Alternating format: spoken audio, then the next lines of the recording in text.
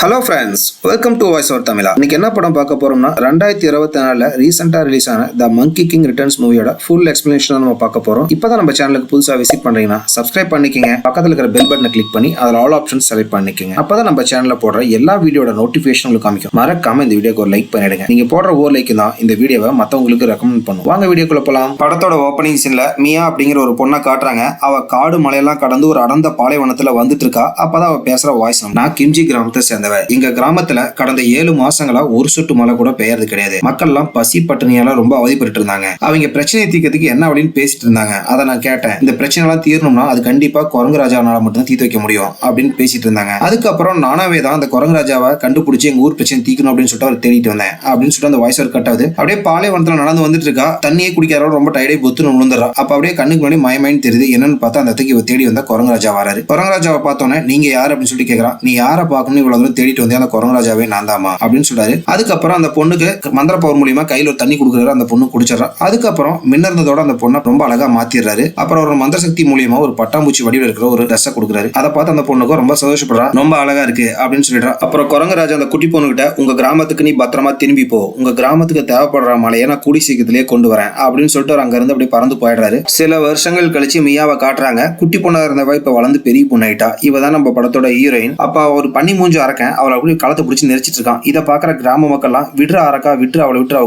குட்டி பொண்ணு அப்படின்னு சொல்லி கேட்டு இருக்காங்க. அப்பதான் மியா பேசுறது நம்ம கேக்குது. ஒழுங்கா நடிடா, இப்ப மட்டும் நம்ம ஏமாத்துறத மக்கள் கண்டுபிடிச்சிட்டாங்க, நம்ம முதுகுலயே டென்னு கட்டிடுவாங்க அப்படின்னு சொல்றாங்க. இவங்க எதுக்காக இப்படி ஊர் மக்களை ஏமாத்திட்டு இருப்பாங்கன்னா காசு புடுங்கிறதுக்காக ஏமாத்திட்டு இருப்பாங்க. திடீர்னு அந்த இடத்துக்கு ஒரு மந்திரவாதி லேடி வராங்க. இவங்க வேற யாரும் கிடையாது, ஹீரோனோட ஆன்டி தான். இந்த கிராமத்து மக்களுக்கு ஹீரோயின் யாருன்னு தெரியாது, ஹீரோனோட ஆன்டி யாருன்னு தெரியாது. வந்த ஆன்டி, டே பண்ணி மூஞ்சோ யாரக்கா, ஒழுங்கா அந்த சின்ன பொண்ணை விட்டு, நீ மட்டும் இப்ப அந்த பொண்ணை விடலைன்னா உன்னை இதே இடத்துல மந்திரம் போட்டு அழிச்சிருவேன் அப்படின்னு சொல்றாங்க. இதை கேட்டவனும் நீங்க என்ன வேணாலும் பண்ணீங்க, என்னால இந்த பொண்ணை விட முடியாது அப்படின்னு சொல்லிடுறான். அதுக்கப்புறம் ஆன்டி அப்படியே மந்திரம் போடுற மாதிரி ஆக்டிங் பண்ணிட்டு இருக்காங்க. கொஞ்ச நேரத்திலேயே அவனோட சக்தி ஜாஸ்தியா இருக்கு. இப்ப அந்த பொண்ணை அவங்ககிட்ட இருந்து காப்பாத்தணும்னா உங்க கையில இருக்கிற காசு பணத்தை உங்க கையில இருக்கிற பொருள் எல்லாம் போட்டா மட்டும் தான் காப்பாற்ற முடியும் அப்படின்னு சொல்லிடுறாங்க. ஊர் மக்கள் அதுக்கப்புறம் அவங்க இருக்கிற காசு பணம் பொருள் எல்லாம் போட்டுறாங்க. மறுபடியும் ஹீரோனோட ஆன்டி மந்திரம் போடுற மாதிரி ஆக்டிங் பண்ணிட்டு இருக்காங்க. மக்கள்லாம் ஏமாந்த நேரமா பார்த்து ஒரு 2 பாம்பை தூக்கி போட்டுறாங்க. அந்த பாம்புல இருந்து புகை வர ஆரம்பிக்குது. இந்த கேப்பை பயன்படுத்திட்டு ஹீரோயின் பின்னாடி ஒரு மந்திர ஊசி குத்தி வச்சிருப்பாங்க. அதை எடுத்துறாங்க. அவன் பழையபடி மனசு ரூபத்துக்கு வந்துடுறான். சரி, கிடைச்ச வரைக்கும் லாபம் அப்படின்னு சொல்லிட்டு அங்க இருக்கிறதெல்லாம் ஆட்டை போட்டு போலான்னு நினைக்கிறாங்க. சடனா அப்ப வானத்துல ஒரு மாய கதவு ஓபன் ஆகுது. அதுக்குள்ளே இருந்து ஒரு கொடூரமான மிருகம் வானத்துல தப்பிச்சு வெளியே வருது. வந்த மிருகம் அதோட டென்டகல்ஸ் மூலியமா அங்க இருக்கிற மக்கள் எல்லாத்தையும் லபக் லபக்குன்னு இழுத்து வாயில போட்டு இருக்கு. இதை பார்த்தா ஊர் மக்கள் அப்படி செதறி ஓடிட்டு இருக்காங்க. அப்ப ஹீரோயின் பாக்குறாங்க, அங்க ஒரு குழந்தையோட தொட்டில் மட்டும் தனியா இருக்கு. சரி, குழந்தை காப்பாத்துற அப்படின்னு சொல்லிட்டு பக்கத்துல போய் பாக்குறாங்க. அந்த தொட்டிலுக்குள்ள குழந்தைய காணோம். அப்ப அந்த மிருகம் டென்டகல்ஸ் விட்டு ஹீரோயின் அப்படியே லபக்குன்னு இழுத்து வாயில போட போகுது. அப்ப எங்க இருந்தோ ஒரு மாய கம்பு வந்து அந்த மிருகத்து மேல அடிக்குது. அதே இடத்துல அந்த மிருகம் அப்படியே செத்து போயிடுது. மேல இருந்து ஹீரோயின் பொத்துனோட ஒரு மாதிரி கீழே வந்துட்டு இருக்காங்க. கரெக்டா அந்த இடத்துக்கு நம்ம படத்தோட ஹீரோ மங்கி கிங் வந்தாரு. வந்து அப்படியே கேட்ச் பிடிச்சிக்கிறாரு. ஹீரோவை பார்த்தோன்னே ஹீரோனுக்கு பழைய ஞாபகம் வர ஆரம்பிக்குது. ஆனா ஹீரோக்கு எதுவுமே ஞாபகம் இருக்க மாதிரி தெரியல. வந்து அப்படியே சேஃபா லேண்ட் ஆயிடுறாங்க. அப்ப அந்த இடத்துக்கு நெற்றிக்கண் கடவுள் வராரு. குரங்கு ராஜாவை பார்த்து, என்னதான் நீ கடவுளா இருந்தாலும் சொர்க்கத்துல கடவுளால உருவாக்கப்பட்ட அந்த அரக்க மிருகத்தை நீ அழிச்சிருவியா அப்படின்னு கேட்கிறாரு. இங்க பாருங்க நெற்றிக்கண் கடவுளே, அந்த கொடூரமான மிருகம் இங்க இருக்கிற மக்களை எல்லாம் தாக்க பார்த்துச்சு, அதனாலதான் வழி இல்லாம அதை கொன்னேன் அப்படின்னு சொல்றாரு. குரங்கு ராஜா, நீ ரொம்ப தப்பு பண்ணிட்ட. தெய்வங்கள் உருவாக்குன அந்த அரக்க மிருகத்தோட உனக்கு இந்த மக்கள் முக்கியமா போயிட்டாங்களா, அதுக்கு நான் கண்டிப்பா உன்னை பழி வாங்குவேன் அப்படின்னு சொல்லிட்டு அவர் ஈட்டியை தூக்கி போடுறாரு. பதிலுக்கு குரங்கு ராஜா ஒரு மந்திர கம்பை தூக்கி போறாரு. அசால்ட்டா தடுத்துறாரு. அதுக்கப்புறம் கண்ணு மிக்கிற நொடிக்குள்ள 2 பேரும் வானத்துக்கு போயிடுறாங்க. அங்க நினைச்சே பார்க்க முடியாத அளவுக்கு செம பெரிய சண்டை நடக்குது 2 பேத்துக்குள்ளயும். ஒரு கட்டத்துல குரங்கு ராஜா அவரோட மந்திர கம்பை செம பெரிய கம்பா மாத்தி அது மூலியமா நெற்றிக்கண் கடவுளை ஒரு இடி இடிக்கிறாரு. அவரு போயிட்டு ஒரு கிரகத்துல மோதுறாரு. அந்த கிரகம் போய் இன்னொரு கிரகத்துல மோது அங்க செம பெரிய வெடிப்பே உண்டாகுது. ஆனாலும் நெற்றிக்கண் கடவுளுக்கு எதுவுமே ஆகல.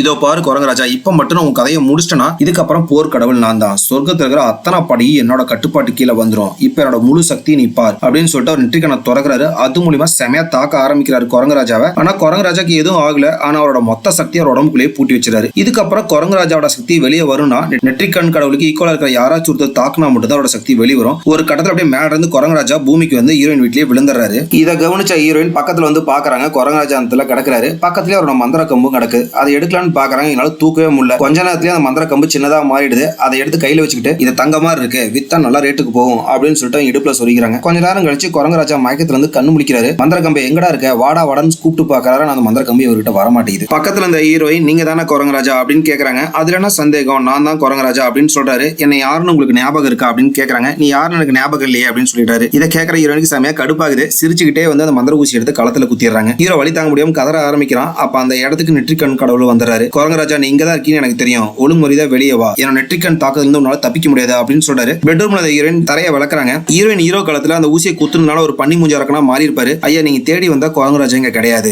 நான் வளர்க்குற செல்ல பிராணியான பன்னிக்குட்டி தான் இருக்கு, வேணா இதை எடுத்துட்டு போறீங்களா அப்படின்னு கேக்குறாங்க. அதெல்லாம் எனக்கு வேண்டாம், அந்த குரங்குராஜாவோட சக்தியா உடம்புக்குள்ளேயே பூட்டி வச்சிருக்கேன், அது எனக்கு போதும் அப்படின்னு சொல்லிட்டு அங்க இருந்து பறந்து சொர்க்கத்துக்கும் நரகத்துக்கும் நடுவில் இருக்கிற ஒரு உலகத்துக்கு வரான். அங்க பழமையான ஒரே ஒரு பாங்கு மரம் மட்டும் இருக்கு. கூடி சீக்கிரமே என்னோட சக்தியை பயன்படுத்தி மரத்துக்குள்ள இருக்கிற ஒட்டுமொத்த சக்தியை நான் எடுத்துக்குவேன். அப்ப அந்த இடத்துல ஒரு குழந்தை சிரிக்கிற சத்தம் கேக்குது. திரும்பி பார்த்தா அந்த ஒரு குதிரை வண்டி மட்டும் ஆடிட்டு இருக்கு. யாரு சிரிக்கிறது, ஒழுங்கா என் முன்னாடி வாங்க அப்படின்னு சொல்றான். மறுபடியும் அந்த சிரிப்பு சத்தம் கேக்குது. அவன் நெற்றிக்கண் மூலியமா பார்க்க ஆரம்பிக்கிறான். அந்த குதிரை வண்டி மேல ஒரு குழந்தை உட்காந்துருக்கு. யாருப்பா தம்பி இந்த இடத்துல என்ன பண்ற அப்படின்னு கேக்குறான். யாரை பார்த்து தம்பின்னு சொல்ற, எனக்கு 3000 வயசு ஆகுது, அதுவும் இல்லாம சொர்க்கத்துல இருந்து ஃபர்ஸ்ட் விழுந்த இந்த பாங்கு மரத்தை காப்பாத்துனதே நான் தான், அப்பயா குட்டியா குழந்தை மாதிரி இருக்கீங்க அப்படின்னு கேக்குறான். என்னைய குழந்தைன்னு கூப்பிடாத, அது எனக்கு பிடிக்காது அப்படின்னு சொல்லிட்டு தலையை மட்டும் பெருசாக்கி கத்திக்கிட்டு இருக்கான். இந்த குட்டி சாத்தான் தான் நம்ம படத்தோட மெயின் வில்லன். நெற்றிக்கண் கடவுளே, நீங்க எதுக்காக வந்திருக்கீங்கிறது எனக்கு தெரியும், உங்களோட ஆசை என்னங்கிறது எனக்கு தெரியும். போர்க்கடவுள் அழிச்சு அவரோட இடத்துக்கு வந்துட்டு சொர்க்கத்தின் படைகள் எல்லாத்தையும் உங்க கண்ட்ரோல்ல கொண்டு வரணும், அதுதான் உங்களோட ஆசை. அதை அடையணும்னா இந்த பாங்கு மரத்தோட ஆக்க சக்தி உங்களுக்கு வேணும். அதை உங்களால நேரடியா எடுத்துக்க முடியாது, சொர்க்கத்தின் கடவுளால மட்டும்தான் அதை நேரடியா எடுத்துக்க முடியும். இதை போய் நீங்க சொர்க்கத்தின் கடவுள்கிட்டையும் கேட்க முடியாது, அவரையும் எதிர்க்க முடியாது,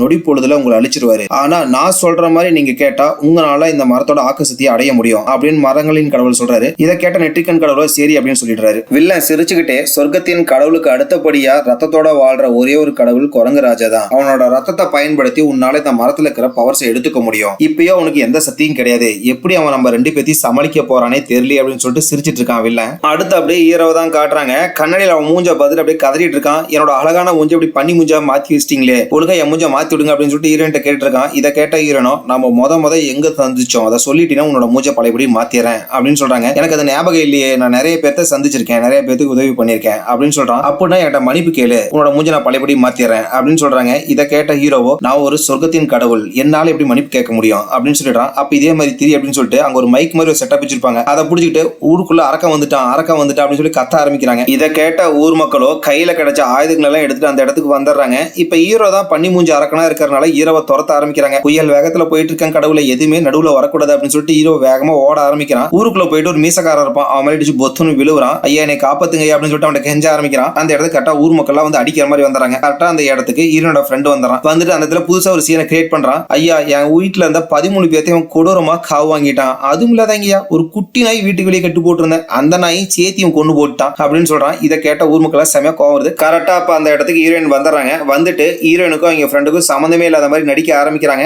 என்ன உங்க வீட்டுல இருக்கிற 13 பேர்த்தையும் காவு வாங்கிட்டானா? ஆமாங்க ஆமா, அது மட்டும் இல்ல அவங்க எல்லாம் அடக்கம் பண்றது கூட என்கிட்ட காசு கிடையாது அப்படின்னு சொல்லிட்டு கெஞ்ச ஆரம்பிக்கிறான். சரி ஹீரோயின் உதவியா இருக்கட்டும் அப்படின்னு சொல்லிட்டு காசு போடுறாங்க. இதை பார்த்தா ஊர் மக்கள் எல்லாம் காசு போட ஆரம்பிக்கிறாங்க. இந்த காசுக்காக தான் இவ்வளவு சீனியுமே கிரியேட் பண்ணிருப்பாங்க. அதுக்கப்புறம் ஹீரோயின் ஹீரோ பக்கத்துல வந்துட்டு இப்பயும் ஒண்ணு கெட்டு போகல, என்கிட்ட மன்னிப்பு கேளு, இந்த பிரச்சனையில இருந்து உன்னை காப்பாத்திடுறேன் அப்படின்னு சொல்றாங்க. இதை கேட்ட ஹீரோவா என்னால முடியாது அப்படின்னு சொல்லிடுறான். சரி அப்ப இவங்கிட்டே மாட்டி அடி வாங்கி சாகு அப்படின்னு சொல்லிட்டு ஹீரோயின் கிளம்பிடுறாங்க. அதுக்கப்புறம் ஊர் மக்கள் எல்லாம் அடிக்கலான்னு வராங்க. சடனா இடத்துல ஹீரோட மூஞ்சி பழையபடி மாறிடுது. ஹீரோயின் தான் அந்த ஊசி எடுத்து கிளம்பி இருப்பாங்க. இதை பார்த்தா ஊர் மக்கள் எல்லாம் ஹீரோவை விட்டுருவாங்க அப்படின்னு நினைச்சா இவனும் அந்த ஹீரோயினும் ஒரே கேங் தான், நம்மள எல்லாம் ஏமாத்தி பணம் முடிங்கிட்டாங்க, இவங்க எல்லாம் அடிச்சு போட்டு பிரிங்க அப்படின்னு சொல்லிடுறாங்க. அதுக்கப்புறம் ஹீரோ தர்மடி போடுறாங்க. ஒரு வழியா ஹீரோ அங்க இருந்து தப்பிச்சு ஹீரோயின் வீட்டுக்கு வந்துடுறான். ஹீரோயின் வீட்டுக்கு வந்த ஹீரோ மனசாட்சியே இல்லாம அத்தனை பேர்த்து நீ மாட்டி விட்டுட்டியே பாவி, அத்தனை பேரும் கைய மடக்கி ஊம குத்தா குத்துறானுங்க, என்னால தாங்கவே முடியல, அவங்ககிட்ட இருந்து தப்பிச்சு வரதுக்குள்ள போதும் ஆயிடுச்சு, இனிமேட்டு உனக்கு எனக்கு எந்த சம்மந்தம் கிடையாது, என்னோட மந்திர கம்ப கூட நான் இங்க இருந்து கிளம்பிடுறேன் அப்படின்னு சொல்றான். இதை கேட்ட ஹீரோனோ, அவ்வளவு சுலபமாலாம் உன்னோட மந்திர கம்ப கொடுக்க முடியாது, உன்னால எனக்கு ஒரு காரியம் ஆகணும், அது முடிஞ்சா உங்கள்கிட்ட அந்த மந்திர கம்ப கொடுத்துறேன் அப்படின்னு சொல்றாங்க. என்ன பண்ணி தொலைக்கிறது சொல்லு, நான் பண்ணி தொலைறேன் அப்படின்னு சொல்லிடுறான். அன்னைக்கு நைட்டு ஹீரோவும் ஹீரோயினும் ஒரு பலான இடத்துக்கு வராங்க. அங்க வந்த ஹீரோ நாம எதுக்கு இங்க வந்திருக்கோம் அப்படின்னு கேட்கறான். அந்த வீட்டுல நான்சின்னு ஒரு பொண்ணு இருப்பா, அவ கூட நீ சூதாடினா மட்டும் போதும், அதுக்கப்புறம் என்ன பண்ணணுங்கிறத நான் சொல்றேன் அப்படின்னு சொல்றாங்க. இதை கேட்ட ஹீரோவோ, சாதாரண கேம் தானே, சரி விளையாண்டுலாம் அப்படின்னு சொல்லிட்டு அந்த வீட்டுக்குள்ள போறான். நான்சி கிட்ட என்னமா கேம் விளையாடலாமா அப்படின்னு கேட்கறான். நான் பந்தயமா பண நகையெல்லாம் கட்ட போறேன், நீ என்ன கட்ட போற அப்படின்னு கேட்கறான். என்கிட்ட பண நகையெல்லாம் எதுவும் கிடையாது, என்ன கட்டுறது நீயே சொல்லு அப்படின்னு சொல்லிடுறான். இதை கேட்ட நான்சியோ, நீ பந்தயமா உன்னையே கட்டணும் அப்படின்னு சொல்லிடுறாங்க. இதை கேட்ட ஹீரோவோ, என்ன பந்தயமா என்னை கட்டுருமா, என்னெல்லாம் முடியாது அப்படின்னு சொல்லிட்டு அங்கிருந்து வெளியே ஓடி வந்துடுறான். வெளியே வந்த ஹீரோ கிட்ட ஹீரோயின், இப்ப அவ என்ன சொன்னாலும் சரின்னு சொல்லி வை, பின்னாடி என்ன பிரச்சனை வந்தாலும் பாத்துக்கலாம் அப்படின்னு சொல்றாங்க. இதை கேட்ட ஹீரோவோ, என்னாலாம் பொய் சொல்ல முடியாது அப்படின்னு சொல்லிடுறான். உனக்கு அந்த மந்திர கம்பு வேணும்னா ஒழுங்கா நான் சொல்ற மாதிரி எல்லாம் கேளு அப்படின்னு சொல்றாங்க. ஹீரோ வேற வழியில் அப்படின்னு சொல்லிட்டு கோவமா அந்த வீட்டுக்குள்ள போறான். சூதாடுற விளையாட்டு ஸ்டார்ட் ஆகுது. கொஞ்ச நேரத்துல அவன் தோத்து போயிடறான். அதுக்கப்புறம் நான்சி, நீ மொத்தமா எனக்கு தான் சொந்தம் அப்படின்னு சொல்லிட்டு அவன் பக்கத்துல ஜாலியா இருக்கலாம்னு வராங்க. அப்ப ஹீரோட குரல்ல ஏதோ மாட்டம் தெரியுது. கொஞ்ச நேரத்துல அவன் உருவம் ஹீரோட ஃப்ரெண்ட் உருவத்துக்கு மாறிடுது. ஹீரோயின் தான் அந்த மந்திர ஊசி மூலியமா ஹீரோட ஃப்ரெண்ட் அந்த மாதிரி மாத்தி அனுப்பிச்சுட்டு இருப்பா. கரெக்டா அந்த இடத்துக்கு ஹீரோவும் ஹீரோயின் வந்து நான்சியோட மண்டையில பின்னாடி பக்கம் இருந்து கட்டை வச்சு அடிச்சாங்க. அவன் மயக்கம் போட்டு விழுந்துடுறா. அதுக்கப்புறம் ஹீரோயின் அவகிட்ட ஏதோ ஒரு சாவி எடுத்துட்டு அங்க இருந்து ஒரு ரூம் கதை போய் திறக்கிறாங்க. அதுக்குள்ள பார்த்தா தங்கம் வயர் அப்படின்னு நிறைய பொக்கிஷங்கள் இருக்கு. இதை பார்த்தா ஹீரோவோ, இது எல்லாம் கொள்ளையடிக்கிறதுக்காக தானே நீங்க கூட்டிட்டு வந்த, உன்னோட திருட்டு புத்தி மட்டும் இன்னும் உன்னை விட்டு போகலையா அப்படின்னு சொல்லிட்டு கேட்கறான். ஆனா ஹீரோயின் அங்க இருக்கிற எதையுமே எடுக்கல. வித்தியாசமா ஒரு பாக்ஸ் இருக்கு, அதை மட்டும் எடுத்துட்டு வராங்க. அதுக்குள்ள என்ன இருக்குங்கிறத நமக்கு காட்டல. அப்ப அந்த இடத்துக்கு நிறைய காவலர்கள் எல்லாம் வந்துடுறாங்க. ஹீரோக்கு என்னதான் அந்த சக்தி போயிருந்தாலும் அவன் சண்டை போடுற திறமை மட்டும் இன்னும் குறையல. அசால்ட்டா அங்க எல்லாத்தையும் அடிச்சு போட்டு இருக்கான். நிறைய பேர் வந்துடுறாங்க. கரெக்டா அந்த இடத்துக்கு ஹீரோனோட ஃப்ரெண்டு 2 பாம்பை தூக்கி போடுறான். அதுல இருந்து நிறைய புகையெல்லாம் வர ஆரம்பிக்குது. அந்த கேப்பை பயன்படுத்திட்டு 3 பேர் அங்க இருந்து எஸ்கேப் ஆயிடுறாங்க. கரெக்டா அந்த இடத்துக்கு நான்சி வந்துடுறா. இதையெல்லாம் பார்த்து அப்படியே வில்லத்தனமா சிரிச்சிட்டு இருக்கா. ஹீரோயின் இங்க வந்தது, அந்த கெஜானூர்ல இருக்கிற பெட்டியெல்லாம் எடுத்துட்டு போனது, இதெல்லாம் வேணதான் விட்டு கொடுத்துருக்கா. அதுக்கப்புறம் நான்சி வீட்டு பக்கத்துல இருக்கிற குட்டி மரத்துட்டு வந்து பேச ஆரம்பிக்கிறா. தலைவரே, நீங்க சொன்ன மாதிரி எல்லாமே நல்லபடியா முடிஞ்சிருச்சு அப்படின்னு சொல்றா. இதை கேட்ட வில்லன் அப்படியே சிரிச்சிட்டு இருக்கான். அதுக்கப்புறம் வீட்டுக்கு வந்த ஹீரோயின் அந்த பெட்டியை திறக்கிறாங்க. அதுக்குள்ள தங்கம் நகை அது மாதிரிலாம் எதுவும் கிடையாது. அதுக்குள்ள சின்ன வயசுல குரங்குராஜா ஒரு கிஃப்ட் கொடுத்துருப்பார்ல ஒரு ட்ரெஸ், அதான் அதுக்குள்ள இருக்கு. அப்பதான் அந்த ட்ரெஸ் எப்படி அவட்ட போச்சு அப்படிங்கறத நமக்கு ஒரு சின்ன இல்யூஷன் மாதிரி காட்டுறாங்க. ஹீரோயின் கொஞ்ச நாளைக்கு முன்னாடி அந்த நான்சி கிட்ட சூது விளையாடுறதுக்காக போயிருப்பா. அவ காசை ஃபுல்லா இழந்திருப்பா. அதுக்கப்புறம் மறுபடியும் விளையாடணுங்கிற ஆசையில இவகிட்ட அந்த ட்ரெஸ் மட்டும் தான் இருக்கும், அதை அடகு வச்சிருப்பா. ஃபர்ஸ்ட் ரவுண்ட்ல ஜெயிச்சிருப்பா, 2வது ரவுண்ட்ல மறுபடியும் அதை தோத்துருப்பா. இதெல்லாம் அப்படியே சின்ன இல்யூஷன் மாதிரி நமக்கு காட்டுறாங்க.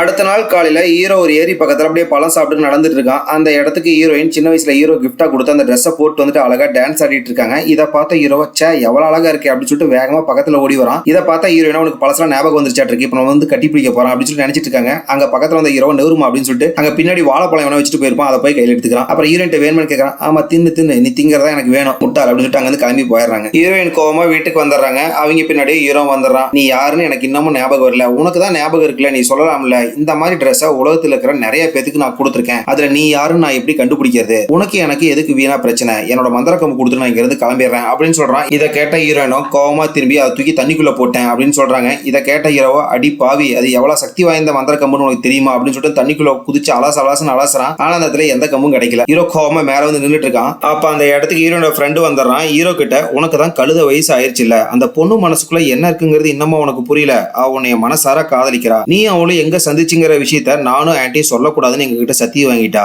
உன்னோட கடந்த காலத்தை யோசிச்சு பாரு, உனக்கு அது ஞாபகம் வரும் அப்படின்னு சொல்றான். இதை கேட்ட ஹீரோக்கு என்ன பேசுறாங்கிறதே புரியல. இன்னொரு பக்கம் ஹீரோயினை தான் காட்டுறாங்க. சோகமா ஒரு இடத்துல உட்காந்துட்டு இருக்காங்க. அந்த இடத்துக்கு ஆன்டி வந்துடுறாங்க. எதுக்காக இப்படி சோகமா உட்காந்துட்டு இருக்க, அவனுக்கு தான் நீங்க 2 பேரும் எங்க சந்திச்சீங்கிற விஷயமே ஞாபகம் வரல, அதை நினைச்சு நீ கவலைப்பட்டு இருக்க, உன்னோட வாழ்க்கையில அடுத்து என்ன பண்ணணும்னு நினைக்கிறியோ அதை நீ பண்ணு அப்படின்னு சொல்றாங்க. இதை கேட்ட ஹீரோனோ கோவமா ஹீரோ கொடுத்த அந்த ட்ரெஸ்ஸை தண்ணியில தூக்கி போலான்னு போறாங்க. இதை பார்த்த ஆன்டியோ, தூக்கி போடு, உன்னை பிடிச்ச பீடையெல்லாம் என்னோட விட்டு போகட்டும் அப்படின்னு சொல்றாங்க. அதுக்கப்புறம் ஹீரோயின் தூக்கி போடாம கையில வச்சுக்கிறாங்க. எனக்கு தெரியும் நீ தூக்கி போட மாட்டேன்ட்டு, நீ ஒரு விஷயத்துக்கு ஆசைப்பட்டீங்கன்னா அது கிடைக்கிற வரைக்கும் கண்டிப்பா போராடுவ, ஆனா நான் அப்படி கிடையாது. கொஞ்ச நாளைக்கு முன்னாடி எனக்கு ரொம்ப உடம்பு சரியில்லாம போயிருந்துச்சு, அப்ப மருந்து வாங்கணும், அதுக்கு காஸ்ட்லின்னு சொல்லி தானே நான்சி கிட்ட இந்த துணி அடகு வச்சு சூதாடினேன், அதுல கிடைச்ச கொஞ்சம் பணத்தை வச்சுதான் நீ என்னை காப்பாத்தின, உன்னை நல்லா தெரிஞ்சுக்கோ, கடவுளும் மனசுங்களும் என்னைக்கு ஒன்னா சேர்ந்து வாழ முடியாது அப்படின்னு சொல்லிட்டு ஆன்டி அங்க இருந்து கிளம்பிடுறாங்க. அதுக்கப்புறம் கொஞ்ச நேரம் கழிச்சு ஹீரோ வந்து ஹீரோயினை பாக்குறான். நீ என் மேல கோவமா இருப்பீங்கிறது எனக்கு நல்லா தெரியும், இப்பதான் உன்னோட ஃப்ரெண்ட் என்கிட்ட சொன்னான், நீ என்னைய மனசார காதலிக்கிற அப்படிங்கிற விஷயத்த, ஆனா என்னால உன்னை காதலிக்க முடியாது அப்படின்னு சொல்றாரு. இதை கேட்ட ஹீரோயினோ, ஏன் கடவுளெல்லாம் மனசுங்களை காதலிக்க கூடாதா அப்படின்னு கேக்குறாங்க. அது காரணம் கிடையாது, சில வருஷங்களுக்கு முன்னாடி நானும் ஒரு பொண்ணு மனசார காதலிச்சோம், யாரும் நினைச்சு பார்க்க முடியாத அளவுக்கு அவ்வளவு சந்தோஷமா இருந்தோம், அப்போ ஒரு தீய சக்திகளோட சதினால அவ இறந்து போயிட்டா,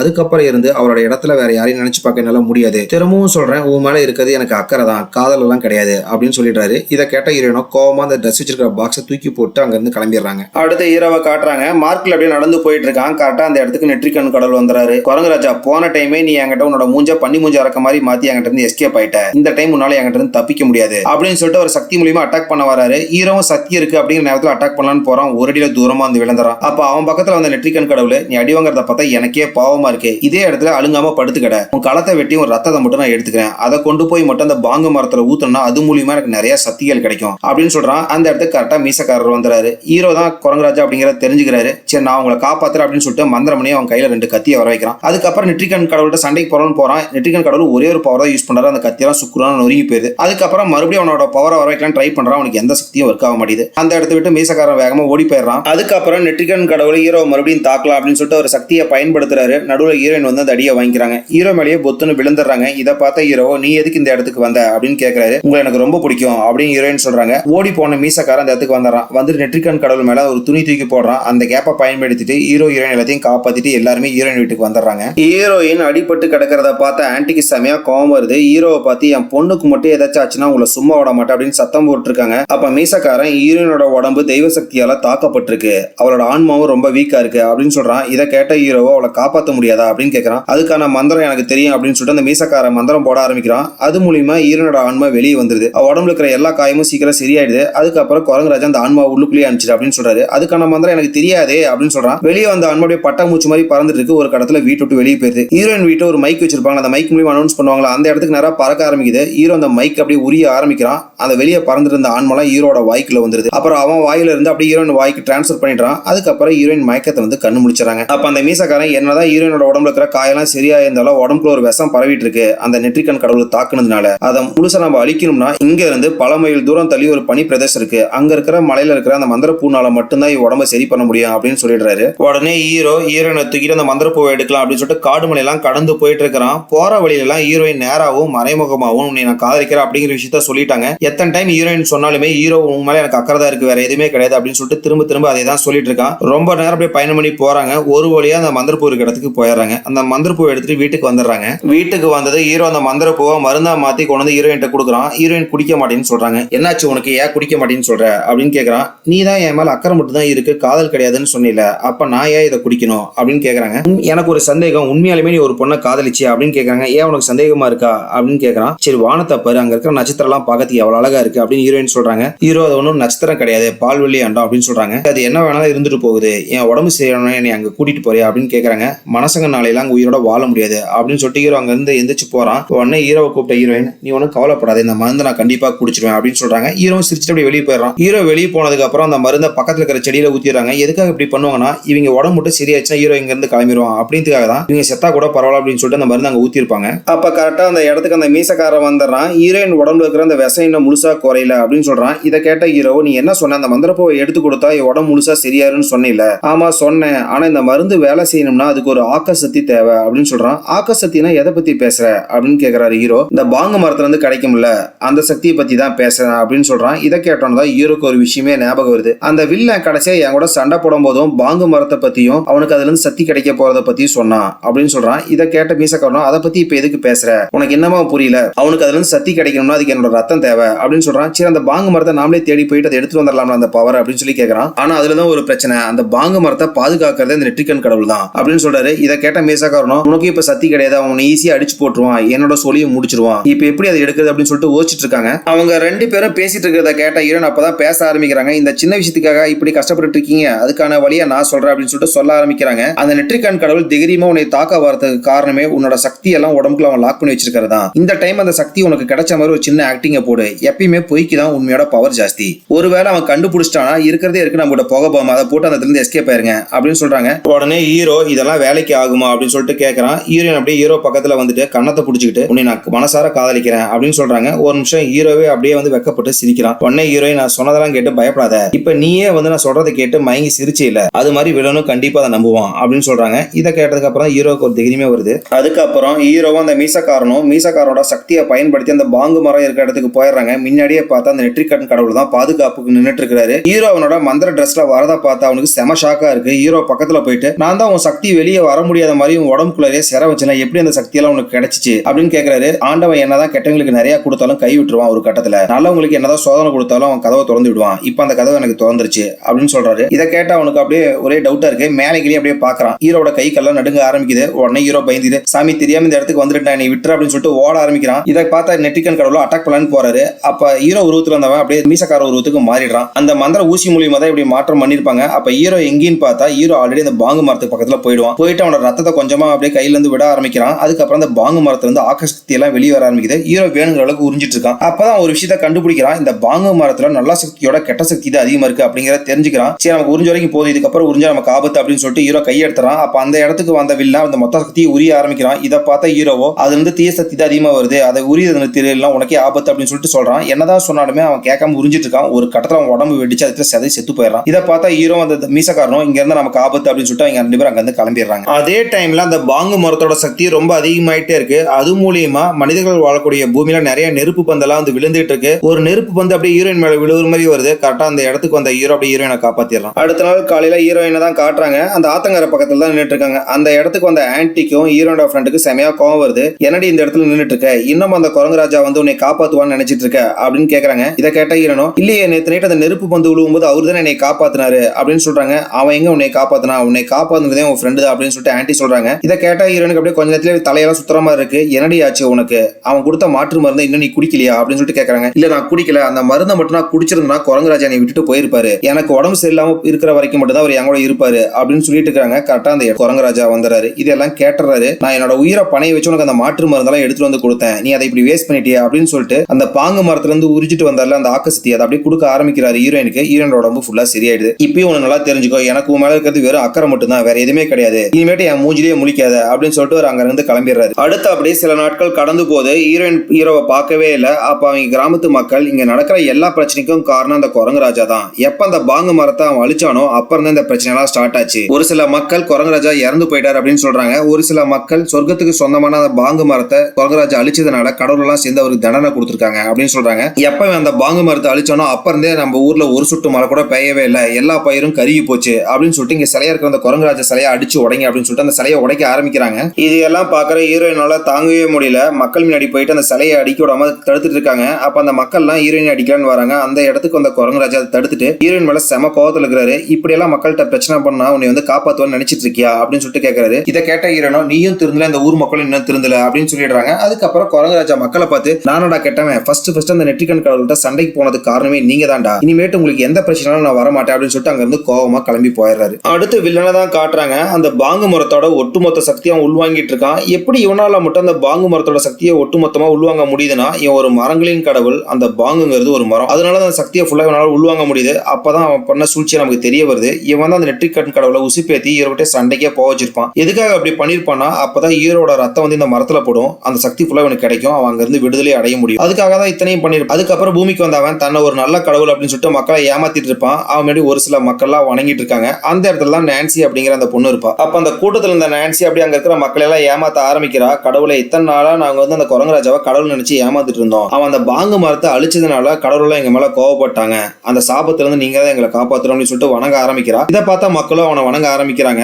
அதே டைம்ல ஹீரோயின் இங்க நடக்கிற எல்லாத்தையும் அப்படியே மறைஞ்சு பார்த்துட்டு இருக்காங்க. இதை கரெக்டா வில்லம் பாத்துறான். அதுக்கப்புறம் முடியை விட்டு அப்படியே கட்டி ஹீரோயின் இழுத்துட்டு வந்துடுறான். இவதான் அந்த குரங்கு ராஜாவோட கையாலே ஃபர்ஸ்ட் இவள ஊருக்கு மத்தியில பலி கொடுக்கணும் அப்படின்னு சொல்லிடுறாரு. ஹீரோயின் வில்லங்கிட்ட மாட்டினது கூட தெரியாத ஆன்ட்டியும் ஹீரோனோட ஃப்ரெண்டும் ஊர் ஃபுல்லா ஹீரோனை தேடிட்டு இருக்காங்க. அப்போ ஒரு வீட்டுக்குள்ள போய் தேடி பாக்குறாங்க. அந்த இடத்துல ஹீரோ ஒளிஞ்சிட்டு இருக்கான். இதை பார்த்த ஆன்ட்டியோ இங்க என்ன பண்ற அப்படின்னு சொல்லிட்டு கேட்கறாரு. இல்ல ஹீரோயினை பார்க்கலான்னு தான் வந்தேன் அப்படின்னு சொல்றான். உனக்கும் தான் அவன் மேல ஆசை இருக்குல்ல, எதுக்காக மறைச்சிட்டு இருக்க அப்படின்னு சொல்லிட்டு கேட்கறாங்க. இல்ல நான் எப்பெல்லாம் என்னோட விதியை மீறி ஒருத்தர் மேல ஆசை வைக்கிறனோ அவங்களுக்கு ஏதாச்சும் ஆபத்து வந்துருது அப்படின்னு சொல்றாரு. இதை கேட்ட ஆன்ட்டியோ அப்பதான் நடந்த எல்லா விஷயத்தையும் சொல்ல ஆரம்பிக்கிறாங்க. சின்ன வயசுல மீயா அப்படிங்கிற ஒரு பொண்ணு நீ ரொம்ப தூரம் தேடி வந்து ஒரு பாலைவனத்துல பார்த்தால, அவங்க கிராமத்துக்கு மழை வேணும் அப்படின்ட்டு, அந்த பொண்ணு தான் ஹீரோயின். நீ மழை தரன்னு சொன்ன, அதை நம்பி எல்லா ஊர் மக்கள்கிட்ட அவ சொல்லிட்டா. நீ மழையே தராதனால ஊர் மக்கள் அவளை ரொம்ப மோசமா நடத்த ஆரம்பிச்சாங்க. அதுக்கப்புறம் தான் அவ மக்கள் எல்லாம் ஏமாத்துற வேலையவே பண்ண ஆரம்பிச்சா. அவ இப்படி இருக்கிறதுக்கு காரணமே நீதான் அப்படின்னு சொல்லி சொல்றாங்க. இதை கேட்ட ஹீரோக்கும் அப்பதான் எல்லா விஷயம் ஞாபகம் வருது. சரி வாங்க நானும் ஹீரோயினை தேட அப்படின்னு சொல்லிட்டு அவன் ஒரு பக்கம் தேட போறான். அடுத்த வில்லனை தான் காட்டுறாங்க. ஹீரோயினை ஊருக்கு மத்தியில கொண்டு வந்து பலி கொடுக்கலாம் அப்படின்னு சொல்லிட்டு வச்சிருக்கான். கரெக்டா அந்த இடத்துக்கு ஹீரோனோட ஃப்ரெண்ட் வந்து மீசக்காரனும் வந்துறாங்க. வந்துட்டு ஊர் மக்கள் எல்லாத்துக்கிட்டையும் எந்த கடவுள் வந்து மக்களை பலி கொடுக்கணும்னு சொல்லியிருக்காரு, இவன் ஒரு கடவுளே கிடையாது, ஒரு குட்டிச்சாத்தான் அப்படின்னு சொல்லிடுறாங்க. இதை கேட்ட வில்லனுக்கும் செமையா கோவம் வருது. இவங்க ரெண்டு பேருமே அந்த குரங்கு ராஜாவோட கூட்டாளிங்க தான் அப்படின்னு சொல்லிடுறாங்க. அதுக்கப்புறம் ஊர் மக்கள் இவங்களை அடிக்கலான்னு போறாங்க. கரெக்டா அந்த இடத்துக்கு ஹீரோ வந்து புகை பாம்பை போட்டு ஃபர்ஸ்ட் ஹீரோனை காப்பாத்திடுறான். காப்பாத்தி ஹீரோயின்ட்ட